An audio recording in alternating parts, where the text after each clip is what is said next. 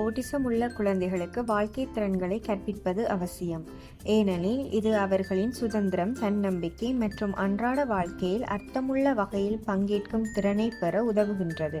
Autism உள்ள குழந்தைகள் பெரும்பாலும் தொடர்பாடல், சமூக தொடர்பு மற்றும் நெகிழ்வுத்தன்மையில் சவால்களை எதிர்கொள்வதால் வாழ்க்கை திறன் பயிற்சி கட்டமைக்கப்பட்டதாகவும் நடைமுறைக்குரியதாகவும் தனிப்பயனாக்கப்பட்டதாகவும் இருக்க வேண்டும். சுய பராமரிப்பு திறன்கள்: உடை அணிதலும் அழகுபடுத்துதலும், உடைகளை தேர்வு செய்தல், பற்களை துலக்குதல், முடி சீவுதல், கழிப்பறை மற்றும் சுகாதாரம், கைகளை கழுவுதல், குளித்தல், தேவைப்படின் மாதவிடாய் சுகாதாரம்.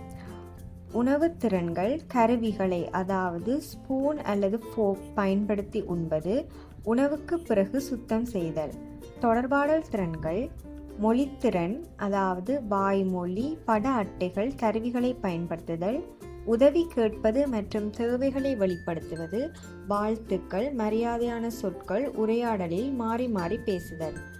அன்றாட வாழ்க்கை திறன்கள்: அட்டவணையை பின்பற்றுதல் அதாவது காலை மாலை பழக்க வழக்கங்கள், தனிப்பட்ட பொருட்களை சீரமைத்தல், உதாரணம் பள்ளிப்பையை ஒழுங்குபடுத்தல், விளையாட்டு பொருட்களை வைத்தல், அடிப்படை சமையல், சாண்ட்விச் தயாரித்தல், தண்ணீர் ஊற்றுதல், வீட்டு வேலைகள், துணி மடித்தல், மேசை அமைத்தல், சுத்தம் செய்தல். சமூக திறன்கள்: பகிர்வு, மாறி மாறி காத்திருத்தல் மற்றும் கூட்டு விளையாட்டு, உணர்ச்சிகளை அடையாளம் காணுதல் அதாவது தன்னுடையதும் மற்றும் பிறருடையதும், பாதுகாப்பான சமூக எல்லைகள், நேர முகாமைத்துவம், இல்லை என்று சொல்ல கற்றுக்கொள்ளல். சமூகத்தில் வாழும் திறன்கள்: சாலையை பாதுகாப்பாக கடக்க கற்றல், வாங்குதல், பொருட்களை தேர்வு செய்தல் அல்லது பணம் கொடுத்து வாங்குதல், பொது போக்குவரத்தை பயன்படுத்துதல் அதாவது வழிகாட்டுதலுடன் பஸ், ட்ரெயின், ஓட்டோவில் செல்ல பழக்குதல். பாதுகாப்பு திறன்கள்: பாதுகாப்பான அல்லது அபாயமான சூழலை அடையாளம் காணுதல், யாரிடம் உதவி கேட்கலாம் என அறிதல், உதாரணம் பெற்றோர், ஆசிரியர்கள், போலீஸ்.